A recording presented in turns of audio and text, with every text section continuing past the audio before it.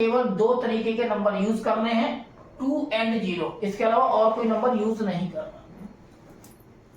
पता नहीं कैसे हो, किंतु अगर आपको आता है तो एक लाइन का क्वेश्चन है। देखिए ये कितने डिजिट्स हैं, 2 और 0, ये 2 डिजिट है, तो ये हो जाएगा आंसर इसका 2 का पावर, ये ऑर्डर 3/3, ये हो गया 2 की पावर 9। ये बोर्ड में आया हुआ क्वेश्चन है 2024 में बेटा।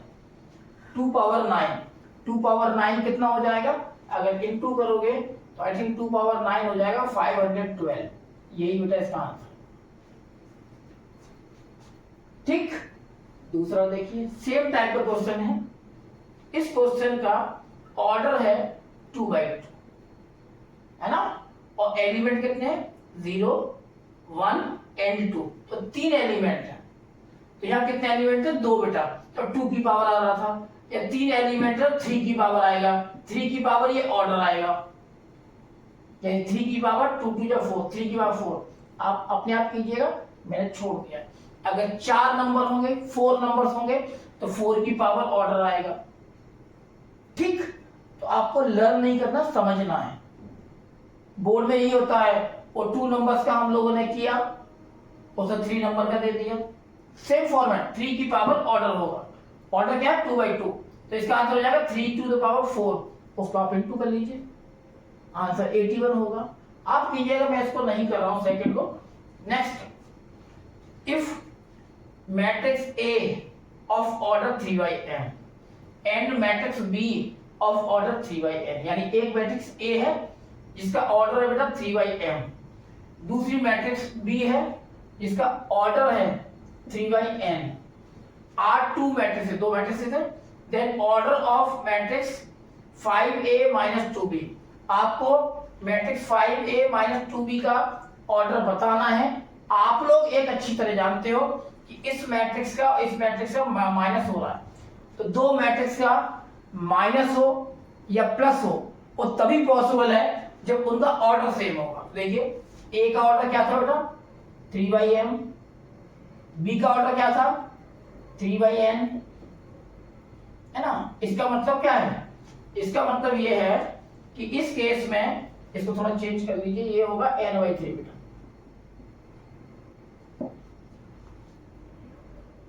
n/3। तो आप एक चीज ध्यान रखिएगा, इस मैट्रिक्स में से ये मैट्रिक्स माइनस होगा, ये तभी पॉसिबल है जब इनका ऑर्डर सेम होगा। ऑर्डर सेम का मतलब क्या है, ये नंबर ऑफ रो इसमें कितनी है, 3, तो इसके सेकंड में भी नंबर ऑफ रो 3 होनी चाहिए। इसका मतलब क्या है कि n जो है वो 3 के इक्वल होना चाहिए, तभी माइनस हो सकता है, और इसके नंबर ऑफ कॉलम भी सेम होना चाहिए। नंबर ऑफ कॉलम कितने बेटा, देखो m, और इसके है 3, तो m बराबर 3 होना चाहिए। इसका मतलब समझ रहे हैं, इसका मतलब इसका जो पूरे का ओवरऑल ऑर्डर आएगा वो आएगा number of rose into number of columns, यानी m, या तो 3 इंटू m आएगा या n इंटू 3 आएगा, और दोनों केस में n और m दोनों सेम है, यानी इसका फाइनल ऑर्डर जो आएगा, फाइनल ऑर्डर आएगा 3/3। यहां हो सकता है माइनस की जगह पर प्लस का साइन, तो 2 मैट्रिक्स का प्लस और माइनस तभी होगा when they have same order. ठीक है बेटा, चलिए आगे चलते हैं।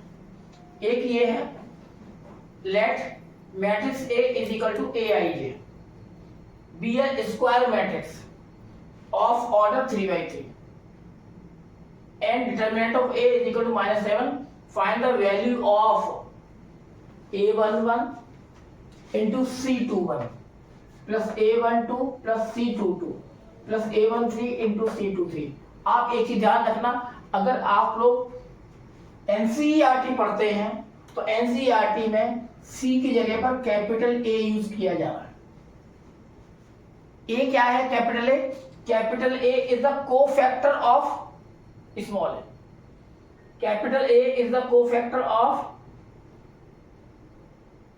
Small a। अभी मैं बताता हूं अलग से कि कोफैक्टर होता क्या चीज है ना। तो capital A is the cofactor of small a, तो यहां पर C21 का मतलब है cofactor of the element A21, तो आप इस केस में जिसमें एलिमेंट और कोफैक्टर का मल्टीप्लाई होके प्लस हो रहा है, सबसे बेस्ट तरीका ये है, आप ये देखो क्या ये दोनों सेम है, एलिमेंट और कोफैक्टर दोनों सेम है क्या? नहीं है। ये देखिए A11 C21 A12 C2, देखो तो डिफरेंट है, A13 C23। जब ऐसा होता है तो डायरेक्ट इसका फॉर्मेट होता है, डायरेक्ट प्रोसेस होता है, मेथड होता है, इसकी वैल्यू 0 आती होता है, डायरेक्ट निकालने की जरूरत ही नहीं है। आप सेकंड केस देखिएगा, है ना, A11 C11, देखो दोनों सेम है, एलिमेंट और कोफैक्टर दोनों सेम है। देखिए A12 C12, ये देखो A13 C13 दोनों सेम है। तो इस केस में जब दोनों सेम होते हैं तो उसका आंसर जो होता है इसके डिटरमिनेंट के इक्वल होता है। डिटरमिनेंट ऑफ मैट्रिक्स, और डिटरमिनेंट ऑफ मैट्रिक्स ऑलरेडी मालूम है, देखो ये -7, तो इसका आंसर आ गया बेटा -7। अगर आपको फॉर्मूले आते हैं, आइडेंटिटी आती हैं, तो बहुत इजी चैप्टर है, और ये मैथ्स है बेटा, आपको आना ही चाहिए, आना ही चाहिए, तभी आपको ये इजी लगेगी। तो मैथ्स करने से पहले इसके फॉर्मूले के बारे में, हर चैप्टर के फॉर्मूले के बारे में थोड़ा सा रीड किया करो, ठीक है ना, रीड करो। ये नहीं कि फॉर्मूले को आप बार बार बुक को पलट पलट के उसमें देख देख के और नोट डाउन कर रहे हो। आपकी प्रॉब्लम 40 to 50% तभी सॉल्व हो जाती है जब आपके फॉर्मूले क्लियर होते हैं, क्योंकि जब आपके फॉर्मूले क्लियर होंगे तो आप जब क्वेश्चन सॉल्व करने बैठेंगे बेटा, तो ऑटोमेटिकली आपका दिमाग चलेगा कि यहां से कहां जाना है। आप ये ध्यान रखना बेटा। तो if A is a square matrix of order 3, एक मैट्रिक्स A है, स्क्वायर मैट्रिक्स है, उसका ऑर्डर है 3/3, such that A square is equal to 2A, ठीक है। Then find the value of determinant of A। आपको गिवन क्या है?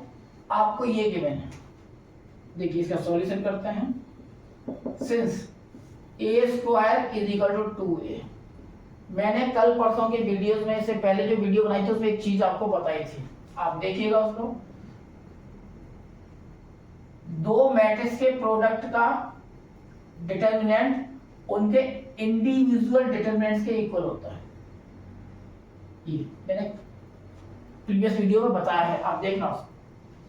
A square is equal to 2A, तो इसका हो जाएगा बेटा A स्क्वायर का determinant is equal to 2A का डिटरमिनेंट।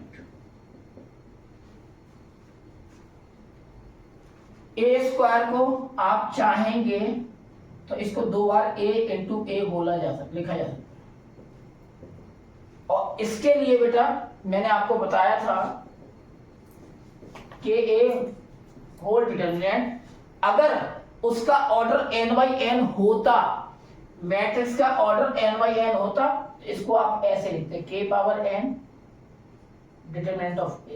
ये कल के नोट उसमें है, प्रीवियस वाला जो भी वीडियो है आप उसको जरूर देखें, उसके बाद इस वीडियो को आप देखें बेटा, आप ये ध्यान रखना, ठीक है।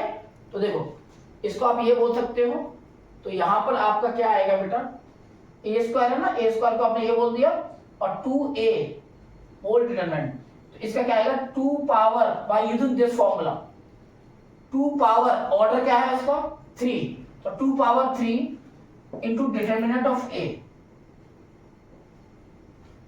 Determinant of A। और ये इसमें ये वाली आइडेंटिटी आप यूज कर दोगे, तो determinant of A into B is equal to determinant of A into determinant of B। तो इसका A इंटू A का आ जाएगा determinant of A into determinant of A is equal to 2 power 3 बेटा 8 होता है, 8 इंटू डिटरमिनेंट ऑफ A। आप चाहो तो डिवाइड कर दो, ये कैंसिल हो जाएगा, और बेटा आपका आ जाएगा determinant of A is equal to 8, ठीक है। ये इसका आंसर होगा, कुछ नहीं है, बेसिक्स हैं, बेसिक्स हैं, अगर आपको आते हैं तो बहुत ही चुटकियों में पेपर सॉल्व हो। नेक्स्ट है ये देखिए, if A is equal to 3 1 -1 2, आपको बेटा वैल्यू फाइंड करनी है, and also given A square -5A plus 7i is equal to null matrix 0, find A inverse. A inverse की वैल्यू फाइंड करनी है ना। ये गिवन है नल मैट्रिक्स ओ के बराबर या 0 के बराबर, और ये आपको दिया ए के बराबर। चलो इसमें since A square minus 5a plus 7i is equal to null matrix, दोनों तरफ ए इनवर्स का मल्टीप्लाई करेंगे, तो इसमें ए इनवर्स का मल्टीप्लाई करेंगे, मैं यही कर देता हूं, ए इनवर्स का इधर मल्टीप्लाई करेंगे और बेटा ए इनवर्स का यहां मल्टीप्लाई करेंगे।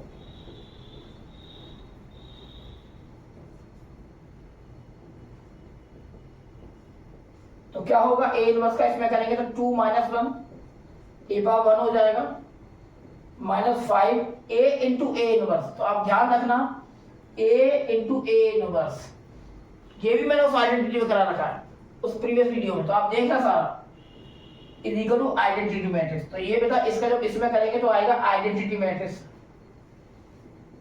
7 आई इंटू ए इनवर्स, और आई इंटू ए इनवर्स जो होता है बेटा वो ए इनवर्स होता है, और नल मैट्रिक्स में किसी का भी इंटू करोगे नल मैट्रिक्स ही आएगी, ठीक है ना। अब देखिए आई का ए इनवर्स में इंटू करेंगे तो क्या आएगा ए इनवर्स, तो आपको हो गया A minus 5i plus 7 into A inverse is equal to null matrix. आगे है आपको ए इनवर्स चाहिए बेटा, है ना, आपको ए इनवर्स चाहिए। तो देखिए मैं इसको यहां से हटाता हूं, थोड़ा सा लेके करते हैं। आगे है ए इनवर्स,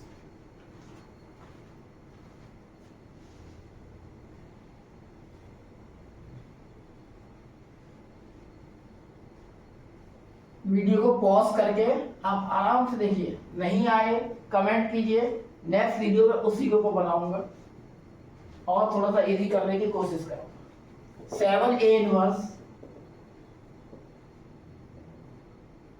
इज इक्वल टू, बेटा इसको उधर लेके जाओगे तो आएगा 5i, और ये उधर जाके हो जाएगा माइनस ए, है ना।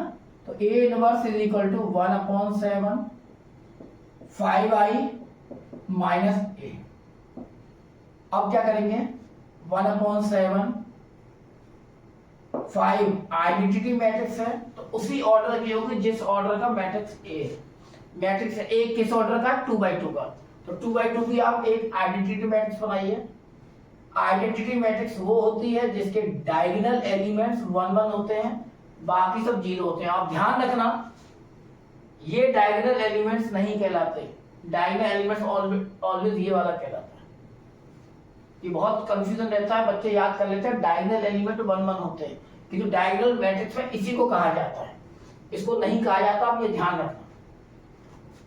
माइनस ए आपके पास ये रहा 3 1 -1 और 2। नेक्स्ट है क्या है,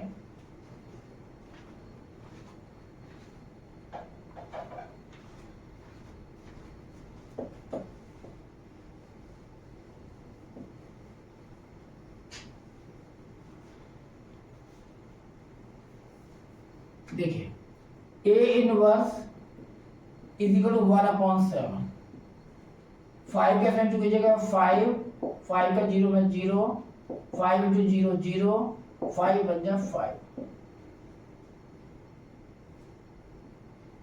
-3 1 -1 और 2। आगे देखिएगा 1/7, बेटा इससे ये माइनस होगा, 5 -3 हो जाएगा 2, 0 -1 हो जाएगा बेटा -1, 0 माइनस और माइनस प्लस ये 1 हो जाएगा बेटा, 5 -2 ये हो जाएगा 3, ठीक है ना। यही इसका ए इनवर्स की वैल्यू है, ठीक है बेटा, ए इनवर्स की वैल्यू। चलिए आगे नेक्स्ट बेटा, ये नेक्स्ट क्वेश्चन है, question number 7, find the value of a power 5 and a power 100 where a is a 2x2 matrix, मतलब square matrix of order 2x2। whose elements are given. Aij is equal to I plus j, I is equal to j. ये तब लगाओगे जब I और j दोनों same होंगे, मतलब diagonal elements होंगे। ये 0 होगा जब नॉन डायगोनल एलिमेंट्स होंगे। तो इसमें सबसे पहले क्या करना, आपको A गिवन है बेटा, 2x2 मैट्रिक्स फॉर्म करनी है आपको, 2x2।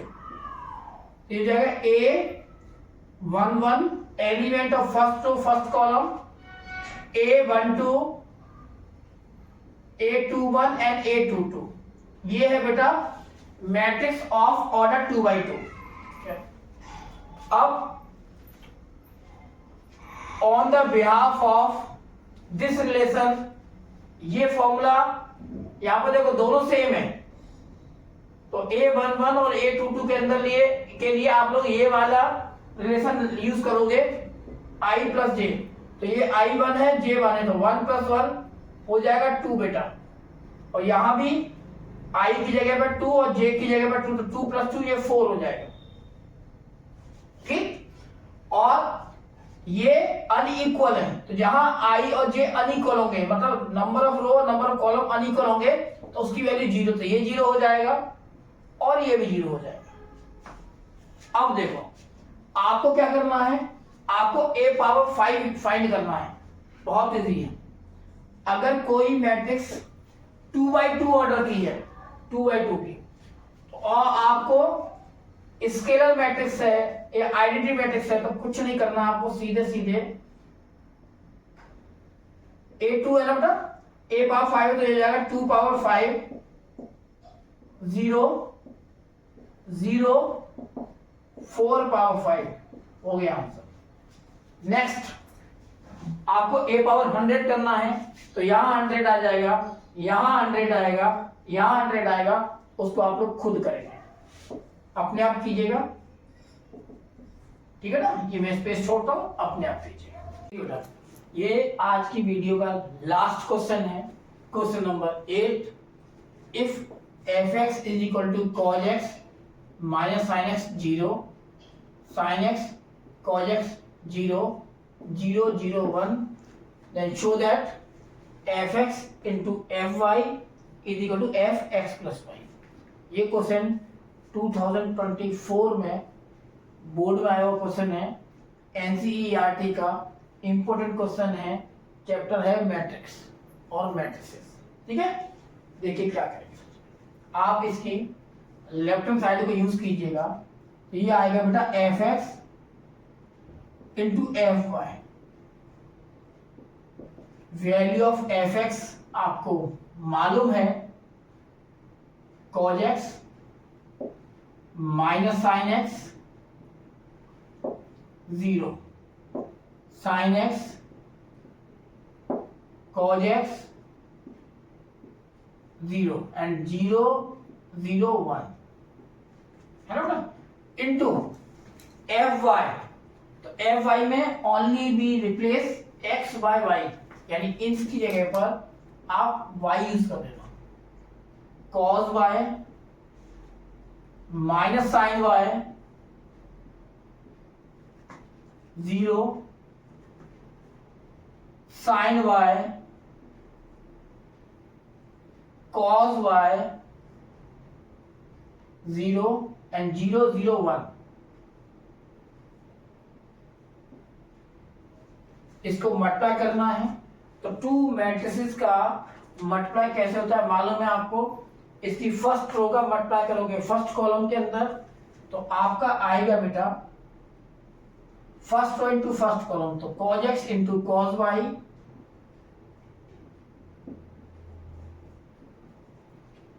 Minus sin x into sin y,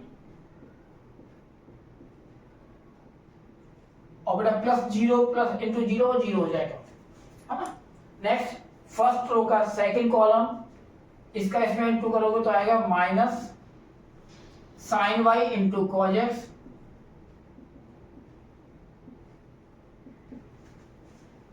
then इसका इसमें minus sin x into cos y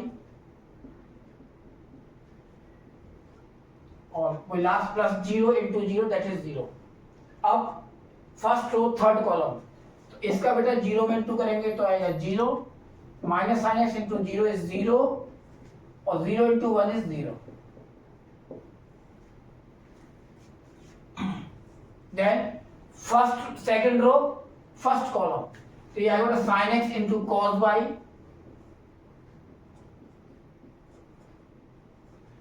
plus cos x into sine y. इसका करेंगे इसमें बेटा first row into first row plus second row into second row plus cos x into sine y और plus 0 into 0 that is 0। Then second row second column, इसका इसमें करेंगे तो आएगा minus sine x into sine y plus cos x into cos y और plus 0 into 0 that is 0, वो लिखेंगे नहीं। अब सेकंड रो थर्ड कॉलम, तो 0 sine x into 0 that is 0, cos x into 0 that is 0 और 0 into 1 is 0। Now next third row first column, इसका बेटा इसमें इंटू करेंगे तो 0 इंटू कॉस वाई 0 है ना, 0 इंटू साइन वाई प्लस 0 और 1 इंटू 0। अब second row third row and second column, 0 into minus sine x 0, 0 into cos y 0, 1 into 0। Third row third column, 0 into 0 0 plus 0 into 0 0 और plus 1 बन जाए 1। ये आपका इन दोनों मैट्रिसेस का मल्टीप्लाई बेटा। देखिए क्या होगा,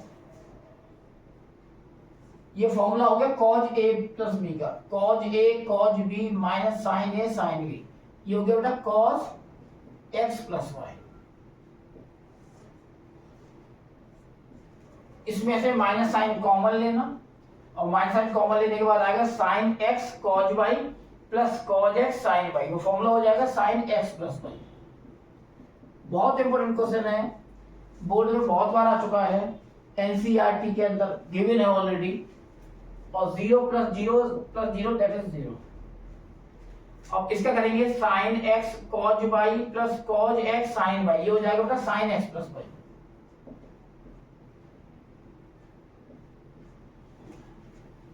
इसके अंदर क्या होगा cos x cos y minus sine x sine y, cos x plus y।